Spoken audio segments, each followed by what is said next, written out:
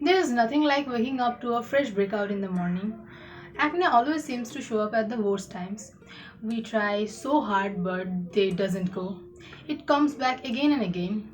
Here are some simple tricks how to get rid of acne with some simple care of your skin.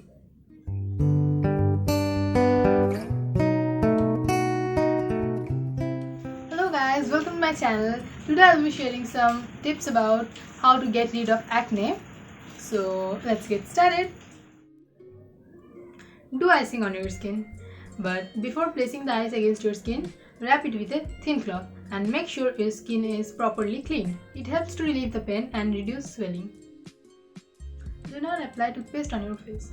Toothpaste will probably burn your skin and irritate your skin, especially your face. It may leave your skin red and irritated.